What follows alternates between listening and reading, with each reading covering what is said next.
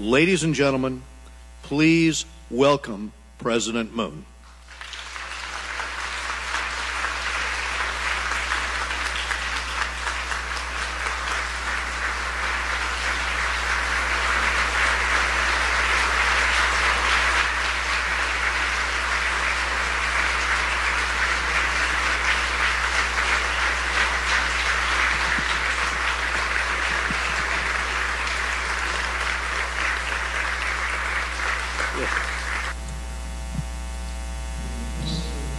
Mr. Thomas Donahue, President and CEO of the United States Chamber of Commerce, Mr. Park Yong-man, Chairman of the Korean Chamber of Commerce and Industry, and economic leaders present here this evening. It is my pleasure to meet you.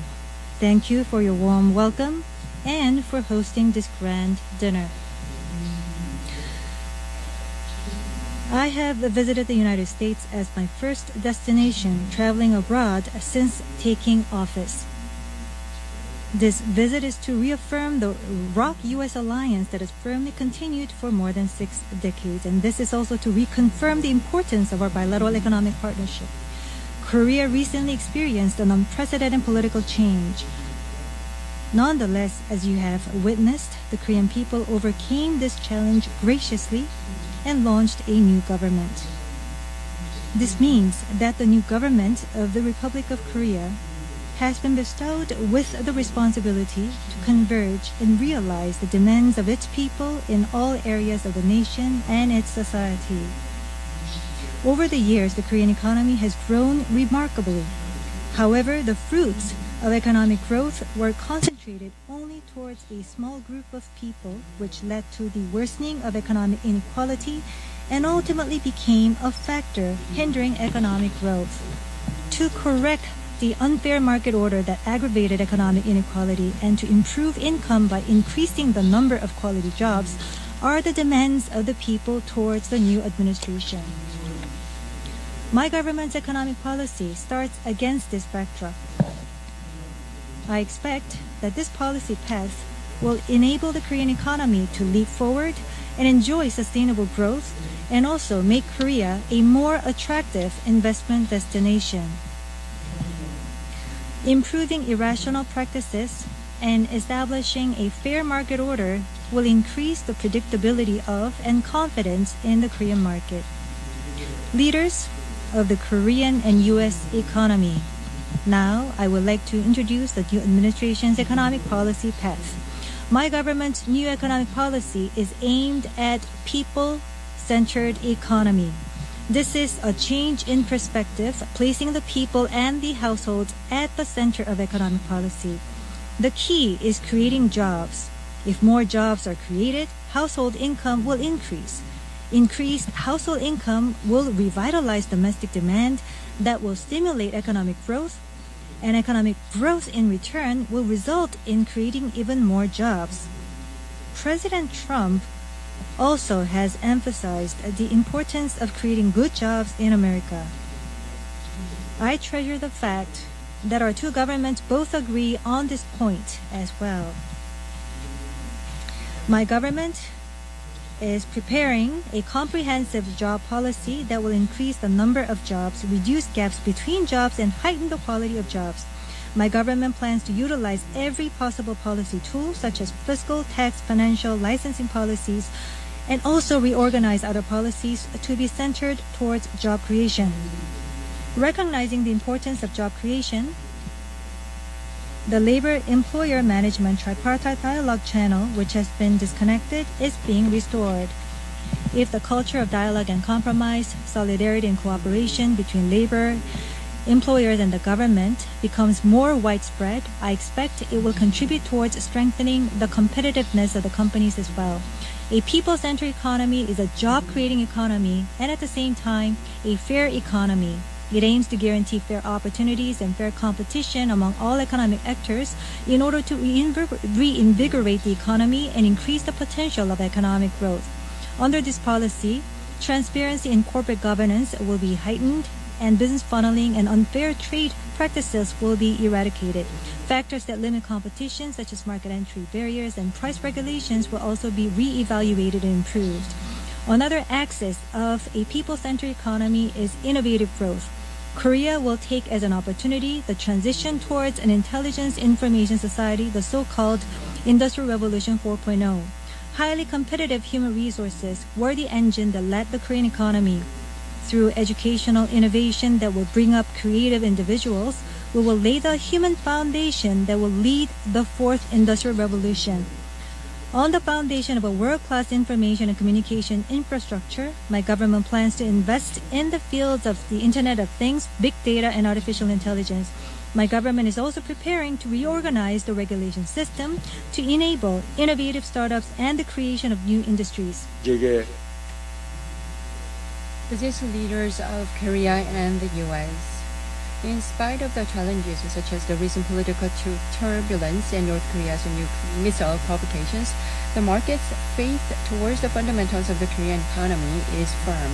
Within the first 50 days of my administration, the Korean stock market has continuously renewed its historical highs, posting the strongest performance among those of the major developed and emerging economies.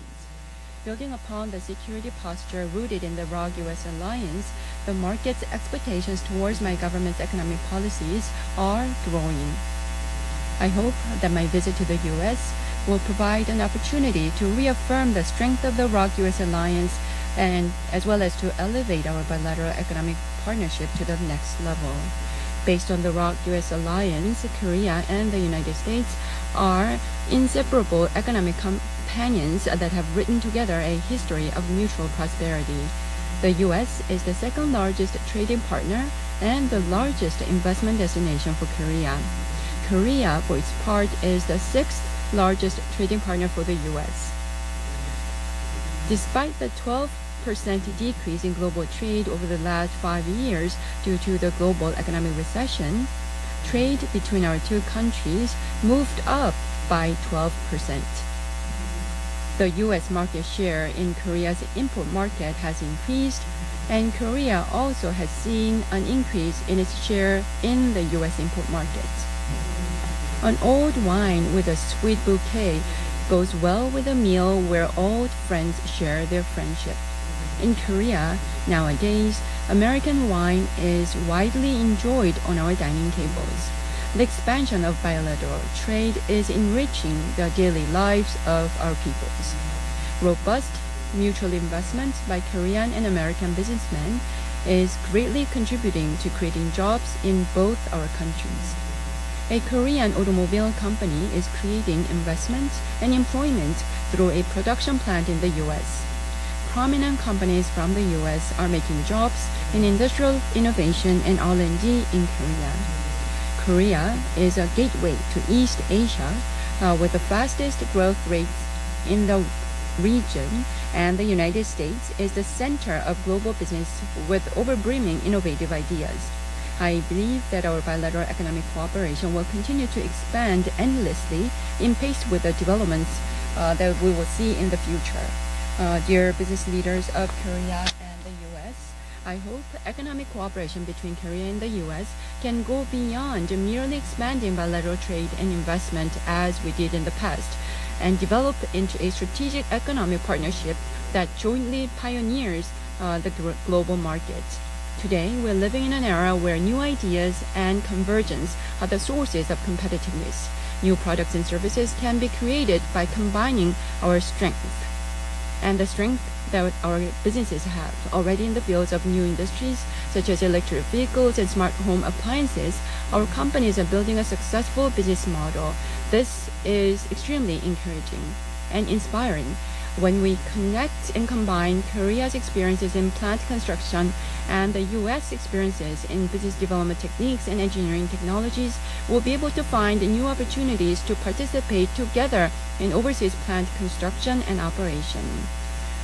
Strategic advancement by the companies of our two countries into the global market will deliver a new breakthrough for the economic development of both our countries. The entrepreneurs here today form a central pillar of our bilateral economic partnership. I hope that my visit to the U.S. and tonight's meeting with you will provide an important momentum in enhancing friendship and practical cooperation between us. My government and I will do our utmost to support the economic players of our two countries to help them create a new engine for growth with their creativity and entrepreneurship. Business leaders of the two countries, the history of the ROK-US alliance has continuously developed over time. The traditional alliance that had been focused on security has thus expanded and solidified through economic cooperation. I am confident that the future ROK-US alliance will make a greater leap forward as a more comprehensive alliance covering all sectors, including political, economic, social, and cultural fields.